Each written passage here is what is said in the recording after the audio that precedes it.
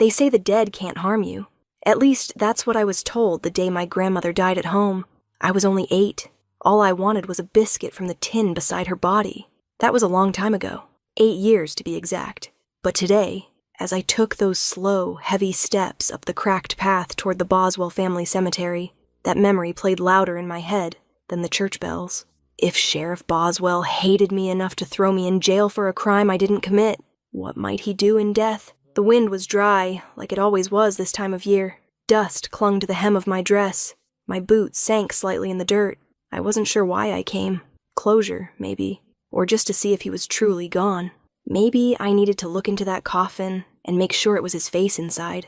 Maybe I didn't believe it until I saw it for myself. Tom stood up front under a crooked tree, black coat stretched across shoulders I used to know by heart. He was thinner than I remembered.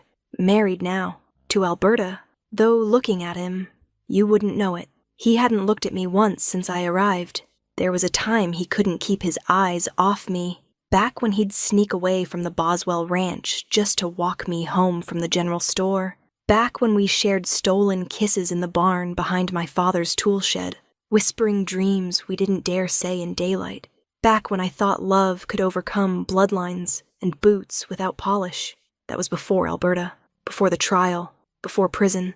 The sun was bright, but I still felt cold, and I kept glancing behind me like a fool, as if the sheriff might rise up from that pine box and drag me back down with him.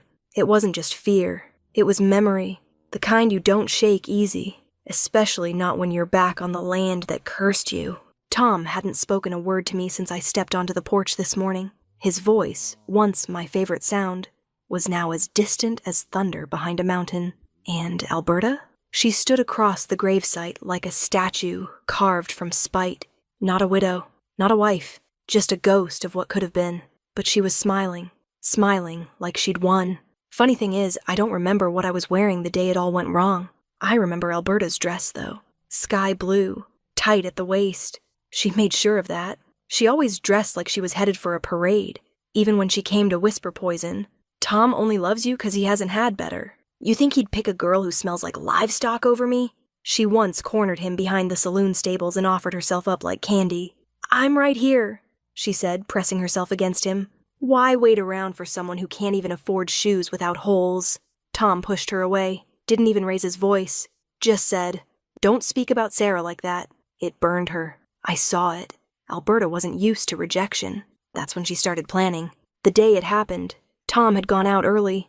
She'd taken his favorite horse and hid it past the ridge, then ran breathless to him with a lie so slick you'd think the devil himself had coached her. I saw a horse, Tom, she said. Might have been yours. Looked spooked. You'd best ride out and check. He left just like she knew he would, because that's what Tom did. He believed people, and because it was Alberta, and because she was crying, and because she used to be his friend, and she knew I'd be coming by. We'd planned to walk that day, like we always did. The Boswell house was quiet when I arrived. No boots on the porch. No voices. Just the faint creak of a door left ajar. I knocked once, then stepped inside. The scent of lavender and old wood hit me first. Then I saw her, Tom's grandmother, lying at the bottom of the staircase, her dress twisted, blood pooling beneath the edge of her gray hair. I dropped to my knees. Shaking hands reached for her wrist. No pulse. I wanted to scream, but something in me stayed silent. Maybe I already knew no one would believe me. And that's when Alberta stepped in, just like she'd timed it. Hair neat, tears ready. What did you do? She gasped. Oh God, what did you do? I tried to speak, tried to explain, but it didn't matter. Tom rode back into town after sunset. By then, the sheriff had already arrived. By then, I was already in cuffs. Standing there now, years later, at the sheriff's grave, I wondered how many people truly believed I did it, or if they simply wanted to believe it, because it was easier than admitting their kind could lie too. Tom still hadn't looked at me, but his fingers kept curling into fists. The preacher's voice droned on. The coffin lowered. Dust rose like regret. I stood back, quiet, just like they taught me to be. But inside, the fire was stirring, because I remembered the trial. I remembered the way Alberta sat in the front pew, with dry eyes and a silk handkerchief, whispering lies about jealousy and rage. She pushed the old woman, she told the judge, because she wanted to marry into the family and couldn't bear being turned away. The sheriff nodded solemnly in court. And Tom, he looked down the entire time. They gave me 10 years. Said it would have been 15, but I was young. My parents cried so hard I thought they might follow me into the cell. And Alberta? She didn't visit once. But Tom married her, just 6 months after I was sentenced. They said it was for the family's sake, but I think he just needed something to bury the guilt. Now we live like shadows in the same town. 2 ghosts on opposite porches. Him with her, me with memories. And still, he hasn't looked at me today. I stepped forward, 1 foot in front of the other, closer to the grave, closer to the past. And just as the last shovel of dirt hit the coffin, Tom finally turned to me. His eyes were red-rimmed, and in a voice just above a whisper he said, "You shouldn't have come." I stared at him and said, "Neither should you have left me there." The courtroom was colder than I expected, not because of the wind slipping through the floorboards or the thinness of my dress, but because of the silence, heavy, stretched thin, like everyone there had agreed not to breathe until I was no longer in the room.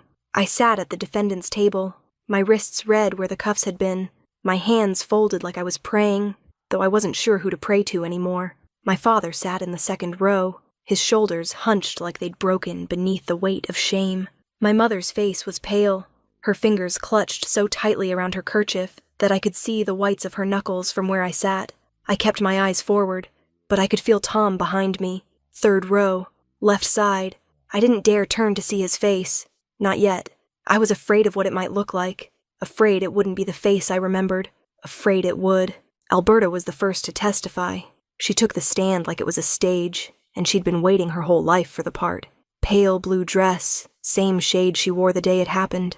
Ribbons at the sleeves. She folded her hands neatly on her lap, blinked slowly, and spoke in a voice so soft you had to lean forward to hear it. She said she'd come by the Boswell house that day to return a borrowed brooch, that she'd found me at the top of the staircase shouting, and then watched, she said, as I pushed Tom's grandmother down the stairs. "It all happened so fast," she whispered, eyes glassy. "But I know what I saw." The courtroom murmured. Someone gasped. Alberta dabbed her eye like she'd rehearsed it, and the jury swallowed every word. Not once did she look at me. I waited for Tom to stand, to say it wasn't true, that he knew me better than that I couldn't kill anyone, let alone a frail old woman who once gave me a ribbon for my hair and called me child, in a voice that reminded me of cinnamon tea. But Tom didn't speak. Not when they brought in character witnesses. Not when the prosecutor described me as a bitter, vengeful girl who wanted to claw her way into a family that didn't want her. Not even when the judge asked if the defense had anything further to add. His silence was louder than any verdict. When the word guilty came down, I didn't cry. I turned to face him instead, just once. His eyes met mine, and then dropped, as if looking at me was too heavy a thing to carry. Or maybe he was just tired of pretending I was someone worth defending. My mother made a noise I'll never forget, like something inside her tore loose. She collapsed into my father's arms, and I watched as he held her like a man trying to keep from falling apart himself. The bailiff placed a worn shawl over my head and began to lead me from the courtroom. I didn't understand at first. "For modesty," someone said. "For her protection," someone else whispered. But I knew the truth. It was easier to pretend I wasn't there at all if they couldn't see my face. A girl without a name. A body in disgrace. A lesson to every other girl who thought she could love someone out of her station. The walk through town felt longer than the trial. My boots dragged through the dirt. Spit hit the ground near my feet. Someone called me witch. A boy no older than 10 threw a stone that missed, but still made me flinch. I didn't lift my head. I didn't look for Tom. I knew better now. Prison wasn't made for softness. It stripped it from you by the day. The cot in my cell was made of wire and cloth. My first meal tasted like metal. The bars creaked like they were tired of holding people. That first night, I sat on the edge of my bed, with the shawl still over my head, as if keeping it there might let me hide a little longer. I whispered his name once, just once, and hated myself for it. I thought he'd come, that maybe he needed time, that maybe his father had warned him to stay away, that maybe, God help me, he'd send a letter. Weeks passed. Nothing. I started asking the guards if I had mail. "You'll know when you do," one of them said. I stopped asking after that. It was nearly 5 months in when I met her. Marnie, an older woman in the cell beside mine.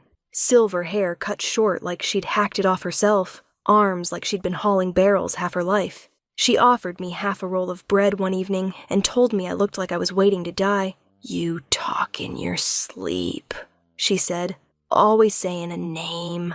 I didn't answer. She didn't push. But the next night, I told her everything. About Tom, about Alberta, about the day the world cracked and I didn't even get to scream.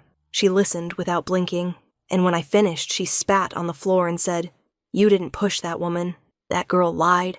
I stared at her. "How would you know?" She leaned back against the wall and said, "'Cause girls like that always lie. Pretty, mean, and spoiled. They see love as something they're owed, and when they don't get it, they's burn the whole barn down." I didn't want to believe her, but something in my chest shifted, something I'd been holding still for too long. The image of Alberta in that courtroom, crying on command, came back sharper, colder. No wonder she never came to visit, not even to gloat. She didn't need to. She'd already won. The letter came in my 9th month inside. From my mother. Thin paper. Smudged ink. Full of news about the harvest. And God's mercy. But in the middle of the 3rd paragraph was the sentence that stole my breath. "Tom is to marry Alberta this Sunday." No emotion. No explanation. Just facts laid bare like a noose left hanging on a peg. I read it 4 times. Then I folded it and placed it under my cot. I didn't cry. I didn't scream. I just sat still. That was the day I stopped believing he ever loved me, and the day I stopped checking the mail. Years passed. Slowly, the seasons came and went without announcement. My cell grew smaller somehow. I marked days and scratches beneath the bed. When I reached 1,000, I stopped counting. My body changed. My face grew sharper in the reflection of the wash basin. My voice lost its softness. My hands became stronger, not hardened, just practiced, like I was learning how to hold myself together without anyone else's help. I was 33 when the gates opened. 10 years gone. No early release. No mercy from the court. Just a number fulfilled. I stepped into the sun with nothing but my name, and a silence I didn't know how to fill. No one was waiting for me. The gates didn't creak open dramatically. There was no wind lifting dust into golden swirls. Just the dull clang of a latch, the sound of boots on stone, and the sudden, terrifying stillness that came with the words, "You're free to go." I didn't cry, didn't blink, just stepped out into a sun I hadn't felt in a decade and tried to remember how to breathe without chains around my ankles. I was 33, 10 years gone, 10 years of dirt, silence, and the long, slow ache of being forgotten. There was no one waiting on the other side, no cart, no suitcase, not even a coat. I walked until my legs ached, then sat on a stone near the edge of the woods and just stared out at nothing. The wind sounded the same, but everything else felt wrong. I was older now. My hands were strong, calloused in places that used to be soft. My hair had streaks in it I didn't recognize. My voice, when I finally heard it aloud, had lost its lilt. It came out measured, guarded, the way voices do when they've learned not to ask for things they won't get. I stayed by the road until evening, hoping, God forgive me, that maybe someone would change their mind, that maybe he'd come after all, but he didn't, just as he hadn't for 10 years. I walked to the edge of town the next day, not the center. No, I wasn't ready for that. Just enough to see the buildings, the streets, the shape of life I once knew from a distance. Some storefronts had changed. A few faces I didn't recognize passed me without a second glance. I overheard a girl on the porch of the new cafe mention the sheriff's name, and stopped. I listened closely. It wasn't Sheriff Boswell anymore. The girl said the new sheriff came from Missouri. "Fair man," she said. "Not like the last." That's when something cracked loose in me. I felt it, sharp and strange, like the first flicker of a match held too close to skin. The world, it was shifting, and for the first time in a decade, I let myself wonder, what if? In prison, I used to tell myself justice was a ghost, something that once walked through towns like mine, but had long since disappeared into the hills. But near the end, there was Marnie, the only soul who really listened. I remember the last time we spoke before her transfer to the infirmary. She was peeling an apple with a dull tin knife, the peel curling in her palm like a ribbon. "You never told nobody?" she asked me, not looking up. "About Alberta? About the lie?" I shook my head. What would have been the point? Her word was gold. Mine was dirt, Marnie snorted. Maybe, but dirt grows things. Gold just sits there and shines. I smiled at that. The first real smile I'd let out in months. Then she looked at me and said, "They may not listen now, but 10 years? 10 years changes people, changes laws, changes who's sitting behind that desk with the badge." I didn't believe her then, but now, sitting on a stranger's fence, watching a different man wear the star, I wondered if maybe, just maybe, she was right. Still, I hadn't come to raise hell. I hadn't come to set the world right. I didn't even know where I'd sleep that night. But there was one thing I knew with aching clarity. I would not disappear quietly. Not again. It was strange walking back through places I once knew. The general store was smaller than I remembered. The saloon had a new roof. The church no longer had its bell, just a rusted bracket where it used to hang. I didn't see Tom. I didn't expect to, but I did pass the Boswell home. And there, on the porch, was Alberta. Same posture. Same chin lifted just high enough to look down at everyone else. She was wearing black, mourning, I assumed. The sheriff had only just died. She didn't see me, or if she did, she gave no sign. I didn't stop walking.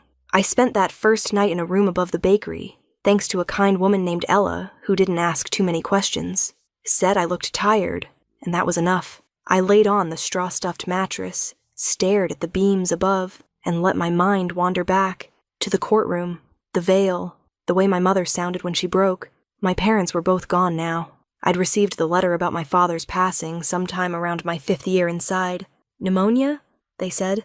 My mother stopped writing after that. The last I heard, she'd gone to live with her cousin in Ashbury. I didn't know if she was still alive. I wasn't even sure I wanted to. The next morning, I asked Ella if the town had changed much. She laughed and said, "Oh, sweet girl, it's always changing. You just don't see it until you've been gone a while." I asked about the sheriff, careful not to sound too curious. She said the old one had taken sick years ago and stayed behind closed doors. The new one, Sheriff Rayner, had come from Missouri with his own ideas of how justice should work. "He don't care what your name is," she said. "He cares what you did." That stuck with me. I didn't know what to do with the time. The days felt both too long and too short. I wandered. I listened. I kept my head down, but my ears open. I heard whispers about Alberta and Tom, that their marriage had gone cold, that she ran the household while he spent most days at the livery, or walking the ridge behind the property. No children, someone said. 10 years and no heirs. That surprised me. Alberta always struck me as the type to secure her place by whatever means necessary. Maybe Tom never let her close enough. Maybe he never forgave her for something only his heart knew. But what I did know, what pulsed in my chest like a heartbeat I couldn't quiet, was that Alberta lied, that she stood in that courtroom, looked 12 strangers in the eye, and condemned me to a life in a cell so she could have the life she wanted. And Tom let her. And still, a part of me wanted to see him, not to shout, not to slap him, just to ask one question. Why didn't you speak? The days blurred together, not because they were slow, but because they weren't. That surprised me. I thought coming back to a place like this would feel like walking through a graveyard, like passing ghosts who used to know my name, but instead the town buzzed around me as if I'd never existed. The baker offered me work. The laundress gave me a pair of worn gloves. The butcher nodded once when I passed, and I realized, for most of them, I wasn't a murderer or a warning or a ghost. I was no one, and in its own strange way, that felt like a gift. Ella me dio la habitación del ático encima de la panadería permanentemente. Said I could stay as long as I swept the back steps and helped roll dough twice a week. I agreed. I didn't want charity. I wanted stillness. Something I could hold without it vanishing. I cleaned quietly, worked quickly, kept to myself, but every so often I would catch whispers. Little things. "She's back. Can you imagine? 10 years for pushing a grandmother." I heard it was jealousy. And always, her name, Alberta. Some said she never smiled anymore. Others said she smiled too much. I didn't see Tom until my 2nd week in town. I had gone to the well early, hoping to draw water before the sun chased away the morning chill. And there he was, riding past on that same chestnut mare I used to feed apples behind the Boswell barn. He didn't see me at first, but I saw him. The same jaw. The same way he sat too tall in the saddle, like he wasn't sure whether to be proud or uncomfortable. And then he looked my way. Just a flick of his gaze.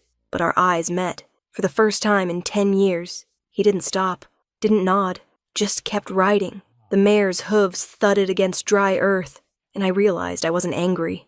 I was tired, too tired to chase anything that didn't want to be caught. It was later that day I met Thomas again.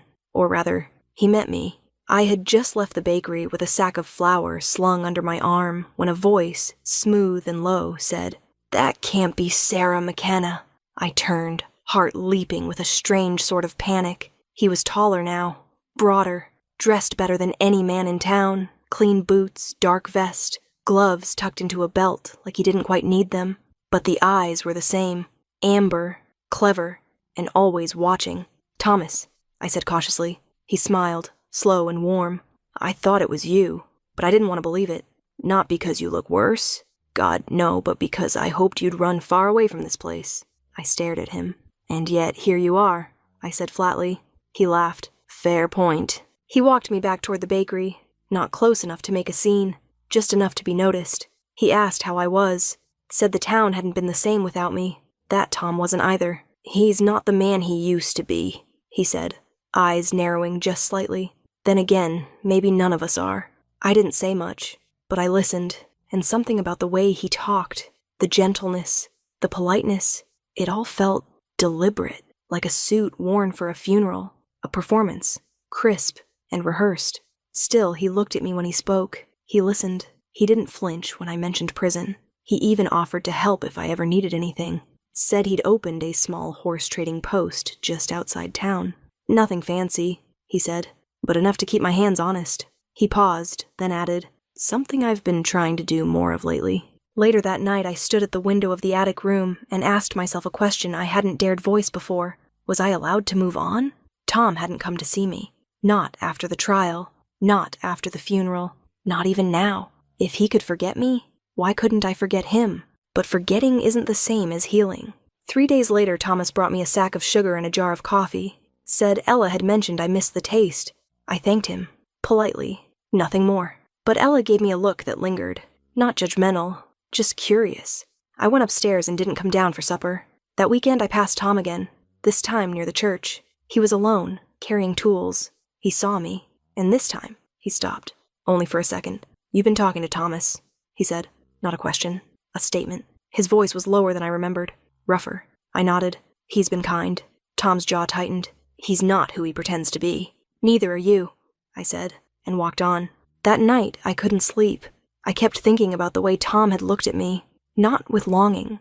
Not even with guilt. But with something sharper. Protective. Like he'd seen a snake and didn't know how to shout. But I hadn't forgotten who Thomas used to be. Before the bow ties and coffee gifts. He was the one who always said Tom wasted too much time on poor girls. The one who used to toss pebbles at the barn door when Tom and I disappeared behind it. The one who offered me a swig of whiskey once, and then laughed when I refused. I never trusted him fully, but I was tired of trusting ghosts. Alberta found me 3 days after Tom warned me about Thomas. She didn't knock, she didn't ask. She simply stepped through the open bakery door while I was rolling dough and said, "So it's true. You're back." Her voice hadn't changed. Still sugar-laced venom. Still confident like the world had never said no to her. I straightened slowly and wiped my hands on my apron. "Didn't think I needed your permission," I said. She smiled then. Sharp, deliberate. "Oh, sweetheart. You never needed permission. Just good sense. And a better reputation." I said nothing. The flour dust in the air made her look like she'd walked through a storm, but her dress was pressed, her buttons pearl, and her hat sat like a crown, a queen in mourning. She stepped closer. "Tom says nothing, as usual, but I know him. He's watching you, and I'm telling you this out of kindness, Sarah. He's married now. Our life is quiet, uncomplicated. You walking back into town like some tragic ghost only stirs dust best left settled." I kept my face still. My voice, too. "You're afraid?" Her mouth twitched. "Of what? Of being seen beside me now that everyone knows you lied?" She laughed. It was brittle. "Please. You think after all this time, anyone still cares? They moved on. So should you." She turned to leave, but paused at the door. "Stay away from him. He's not yours anymore." I watched her walk out, and thought, not for the first time, how hard it must be to keep something that never really wanted to stay. Later that week, I was walking the ridge behind the livery. when Thomas appeared beside me again. Not suddenly, not sneakily, just present, as if he'd been waiting for me to turn that corner. He tipped his hat, offered a slow grin, and said, "You always did like high ground." I gave him a look. "Sometimes I just need to breathe." "And does it work?" he asked. "Sometimes." We walked in silence for a while. The sun had just started dipping behind the trees, spilling orange light across the path. He spoke first. "She came to see you, didn't she?" I didn't answer. He didn't need me to. "She's never been good at hiding her claws. She's just better at dressing them up." We sat on a fallen log near the edge of the bluff. He pulled a small flask from his coat and held it toward me. I shook my head. He took a sip, then leaned forward, elbows on his knees. "Do you ever miss him?" I didn't pretend not to know who he meant. "I miss who I thought he was." Thomas nodded slowly. "That's honest. Most women wouldn't say that." He looked over at me. "You deserve something better, Sarah. Someone who sees you." "Like you?" I asked, calm. His smile flickered. "I've changed." I tilted my head. "Why?" He stared at the horizon. "Because I had to. Because I lost more than I meant to." I stood before he could say more. "I'm not a prize, Thomas, and I'm not looking for a rescue. I never said you were." But his voice followed me as I walked away. That evening, Tom passed me outside the churchyard. He was helping the gravedigger unload timbers for the new fence. Our eyes met.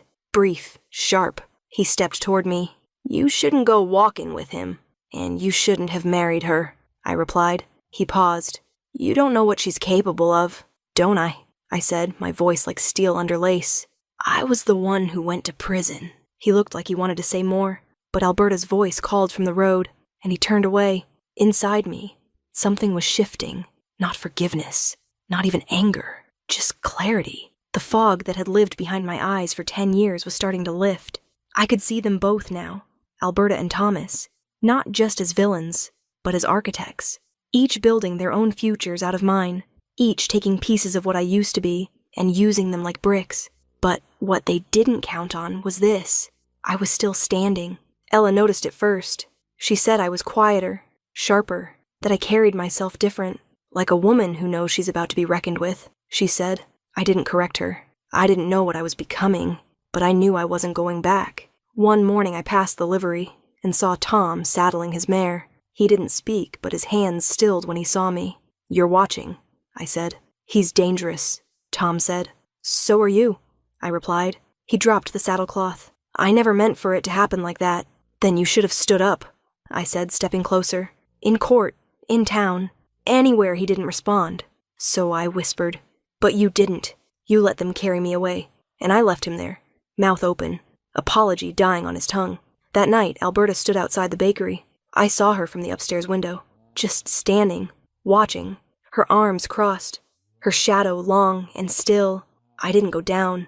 I just stared back, and for a moment it felt like we both understood something. This wasn't over. And just like that, I was standing at his grave again.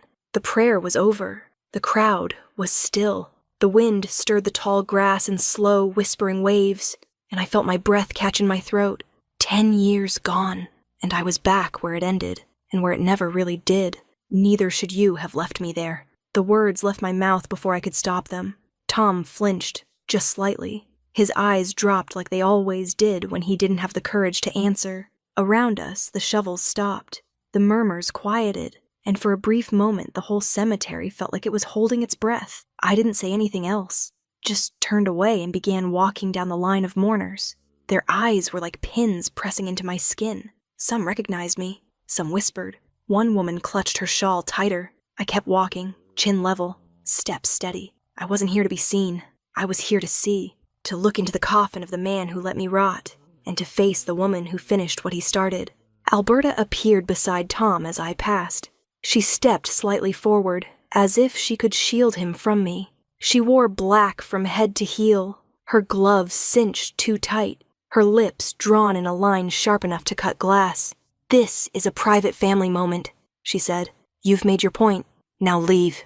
I turned to face her fully. "You don't speak for the dead." "No," she said, her smile cold. "But I speak for the ones they left behind. And Tom's family doesn't want you here." "Are you sure you're still family?" I asked, soft and low. "You look like someone trying to hold on to something that doesn't love her anymore." Her cheeks flushed. She stepped closer. "You think you can walk back in and undo everything?" 10 years, Sarah. 10 years you were gone. Yes, I said. And still, here you are, looking at me like I never left. Tom shifted between us. That's enough, he said, voice tight, but Alberta didn't back down. You don't belong here. I looked at her for a long moment. Maybe not, but you and I both know. I never belonged in prison either. Her mouth opened, closed, her composure fractured for just a blink, and that was all I needed. I walked past them both and stood at the edge of the open grave. The coffin had been lowered. The dirt beside it lay in a waiting heap.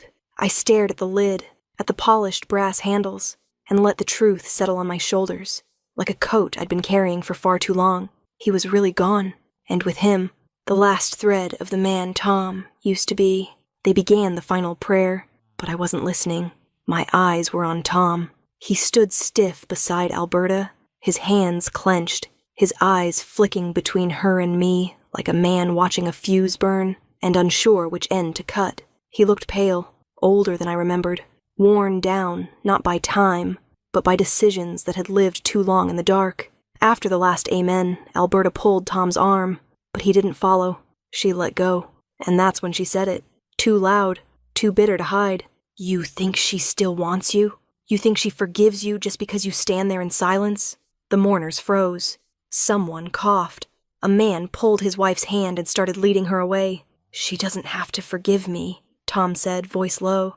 I never earned it. I blinked. That was the first honest thing I'd heard from him in a decade. Alberta looked around and realized eyes were on her now. Pity, curiosity, suspicion. She turned toward me, her voice just above a whisper. You're not the victim here, Sarah. You're just lucky people have short memories. No, I said. I'm just lucky the truth outlasted your lies. She stared. I stared back. Then she stepped back, gave a tight, trembling smile, and walked off, not gracefully, not like a lady, but like someone trying to hold together a mask that was starting to crack. The crowd began to disperse. Tom stayed still. Then he looked at me and said, Will you walk with me? I hesitated, then nodded. We walked the perimeter of the cemetery in silence. The wind stirred the dry grass. Somewhere a crow called once and then fell quiet. When we reached the back gate, Tom stopped. I was a coward, he said, not looking at me. I knew you were innocent, but I didn't know how to fight my father. And when Alberta offered what she did, it felt like a way to survive it all. She offered more than her word, didn't she? I asked. He nodded. She made sure I felt guilty for what I'd lost, and afraid of what it would mean to admit the truth. And now? I asked. He turned to me. Now I can't look in a mirror without seeing what I did. I didn't answer. I didn't touch him. I just looked at the grave one last time and said, Then maybe it's time you stop looking in mirrors and start looking at the truth instead. I left him there, beneath the rust-colored sky, watching as I walked away. The days after the funeral unfolded like frost over a field, quiet, biting, inevitable. Alberta wasn't seen much. When she did appear, she walked like someone too tightly wound, too aware of eyes on her. She smiled too hard, waved too long. The mourning veil stayed on longer than custom required, and yet everyone noticed she didn't look sad, just watched, calculating, like a woman whose kingdom might be slipping beneath her feet. Tom didn't come to the bakery, but I saw him near the edge of town, once at the blacksmith's, once outside the post office. Each time he looked at me like he wanted to say something, but the words died before they reached his mouth. I didn't speak either. I had nothing left to offer him but silence, and that silence had kept me alive when nothing else would. But Thomas? Thomas came like he always did. Soft footfalls, smooth questions, offering things he thought I might need. Extra flour, better boots, a book someone left behind at the train station. He asked if I'd walk with him. Just once. I said yes. We sat near the old hay barn outside town, the one where children used to play before someone boarded it up. I heard Alberta's been quiet, he said. Is that why you're smiling? I asked. I'm not smiling, he replied, but maybe I should be. He leaned closer then, voice dipping low. You know, if things had gone differently, you and I might have had something. I didn't move. You mean if your best friend hadn't been in love with me? No, he said. I mean if you had looked at me once the way you used to look at him. I stood. I never looked at you. No, he said, standing too. But maybe now you should. His words clung to the air, sticky and bitter. I walked away. He didn't follow. Ella noticed the change first. "You come in earlier now?" she said. "You sleep lighter. You stir the bread like it wronged you." I didn't answer, because something had shifted, and I couldn't name it. Not yet. But it sat in my chest like a stone in water. Alberta was avoiding me. Thomas was circling. And Tom was nowhere and everywhere at once. 2 days later, I went to the market for salt. On my way back, I passed Alberta's house and saw her on the porch, face pale, hair undone, staring at nothing. I paused. She looked up, and I swear for a moment the woman I saw wasn't the one who framed me, who lied with ease and painted me guilty. She was something else now. Fragile, fractured, like someone who saw something she couldn't unsee. Then her expression changed, sharpened, and she stood. She came down the steps fast, too fast. Her heel caught the second stair and she stumbled, caught herself, then kept walking. "What did you tell him?" she hissed. I stopped. "Who?" "Tom. You've been poisoning him, turning him against me." "I didn't have to," I said. "You did that yourself." Her hands trembled. "He's distant, cold. You think he doesn't see you walking around like you own the town again?" "No," I said. "I think he sees me for the first time." She took a step closer. "Stay away from him." "Or what?" I asked. She blinked. "You think people forgot, Sarah, but I remember who you are. You're the girl who couldn't even cry at her sentencing." "Because I didn't need to," I said. "Only liars cry when they've already won." She stared, then turned abruptly and walked back to the porch. But her steps were off, her back too straight, like someone pretending not to bleed. That night, I found a note folded under the bakery door. No name, no signature, just 6 words. She didn't act alone. Ask him. I didn't sleep. I didn't go to Sheriff Rayner's office looking for justice. Not really. I went because of the letter, the one left at the bakery, folded beneath the door like a warning or a gift. She didn't act alone. Ask him. I couldn't ignore it. Not after everything I'd heard. Not after the way Alberta trembled on her porch like a woman who'd seen the end of the world and realized she built it herself. Rayner didn't say much at first, just listened. His office was nothing like the last sheriff's. No polished guns on the wall, no smirking portraits of himself, just wood, dust, and a kettle that hissed too loud. I handed him the letter, then told him everything. About Alberta's testimony, the horse, the lie that cost me 10 years. When I finished, he leaned back slowly, fingers steepled under his chin. "That case was never properly investigated," he said. "No witness interviews, no report on the staircase, no examination of the timeline." He tapped the paper. "Do you know who wrote this?"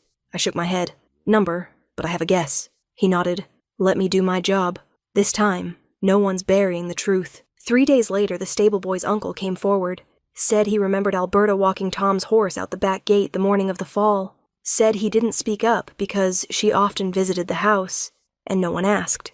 Back then, speaking up against the Boswells meant losing your work, or worse. Rayner took the statement himself. No deputy, no delay. He went straight to the records, pulled my file, and found almost nothing. No witness list, no sketches, no written testimony from Alberta. Only her name on the page. That alone, he told me, is enough to raise hell. When the summons reached Alberta's house, she didn't answer. The deputy had to return with Rayner himself. She opened the door dressed for supper, not war. He asked her to come quietly. She laughed. "Is this a joke?" she said. "I was a witness. That girl murdered a grandmother." But her voice cracked.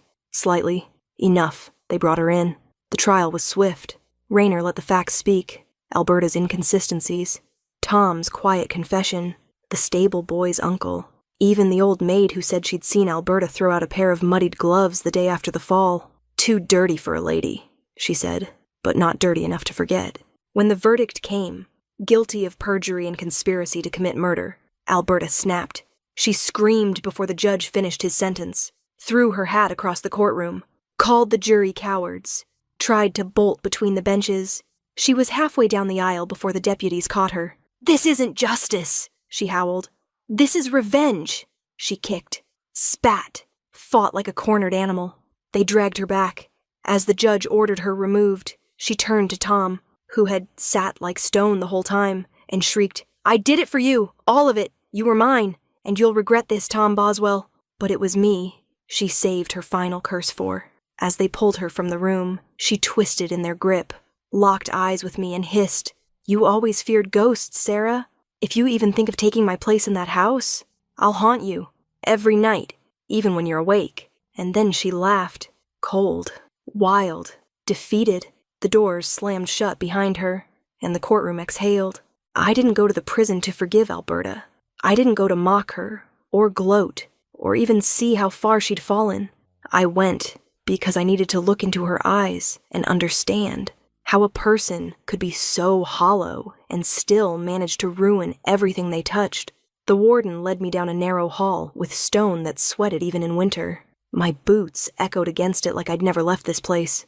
Alberta sat behind the glass, chin lifted, smile thin. She wore gray like it still belonged to someone else. "Well," she said, "come to see how the mighty fall?" "No," I replied. "Just wanted to see the woman who finally got caught." She laughed. "You always needed the last word. But you won't get it, Sarah. I may be in here, but you'll always be that girl they dragged out of the courtroom like filth. You'll always be the girl they pitied, not loved." I didn't respond. I didn't need to. The guards called time, and I stood. As I turned to go, I heard footsteps echoing from the corridor, low and steady. I didn't mean to hide. I stepped aside only because the hallway narrowed near the exit, and that's when I heard his voice. Thomas. He didn't know I was there. Didn't know I'd waited a moment too long. "It wasn't supposed to go this way, Alberta," he said low and sharp. "You were supposed to testify, make her look guilty for a year, then recant. The courts would have dropped the charges, and by then I'd be the one standing beside Sarah, the one she'd lean on, and you'd still keep Tom." That was the brilliance of it. He'd think he lost her, and I'd be the one who helped her back to her feet. He always got what he wanted, just like when he took my toy train when we were 8. Except this time, I was going to take it back. You'd have his name, I'd have his pride, and that pitiful girl would fade like dust. Alberta hissed something I couldn't hear, but Thomas's voice rose. "But no. You wanted it all. You lied to the end. You couldn't share.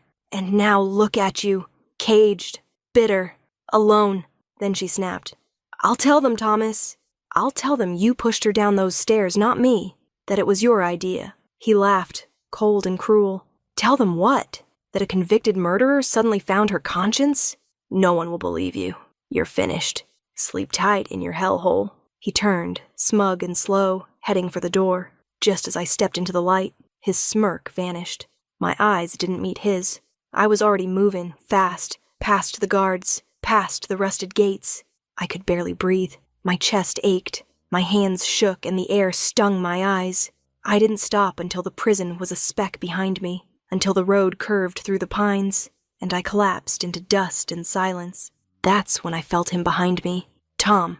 I hadn't seen him, hadn't heard him, but when I turned around he was standing there, still, pale, like he'd heard every word, and he had. I knew it before I asked. He stepped forward. "I followed you." His voice broke. "I saw you go in and I waited. I didn't know why, but I think I did." He walked closer. "Sarah, He stopped, shook his head. Then he dropped to his knees. "I am not worthy of your forgiveness," he said. "I wasn't a man. I was my father's son. I was scared, weak, too blind to see what I was destroying. I knew you were innocent, and I still let it happen. I still married her.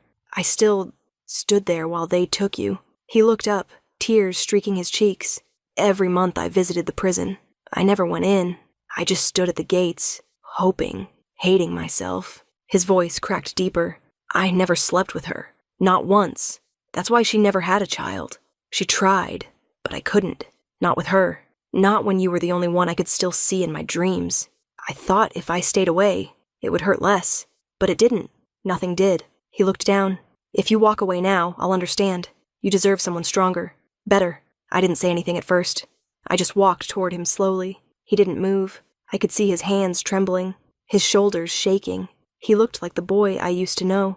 The boy who gave me wildflowers and tried to teach me how to ride a horse without a saddle. When I reached him, I didn't kiss him. I didn't fall into his arms.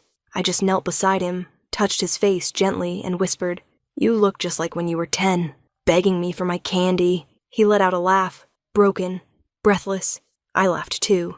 And then we just held each other, not as people chasing a past, but as people who had survived it, and that was more intimate than any kiss could ever be.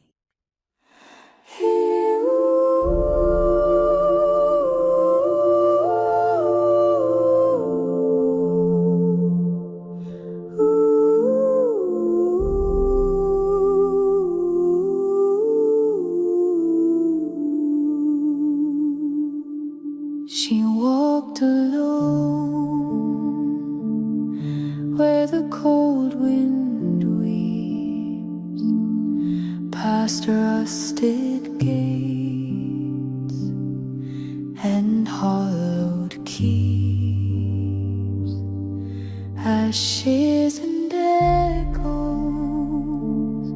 dust in her wake.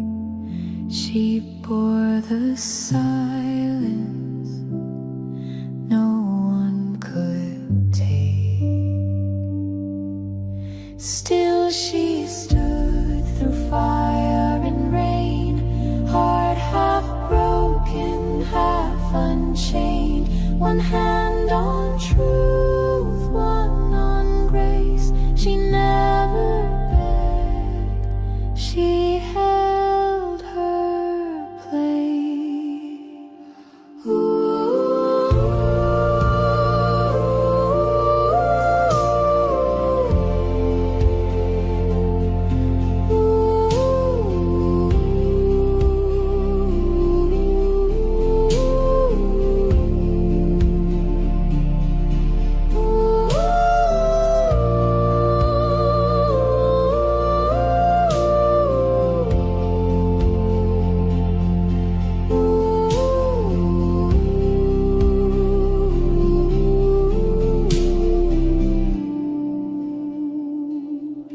They carved her name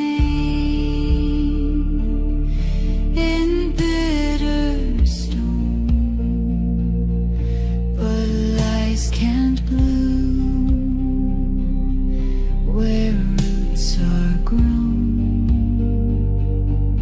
Through years of night, her soul held fast. No shadow born can now last her past. If justice comes on weary feet, let her rise where sorrow meets. For every tear the sky once knew, she bled a stray.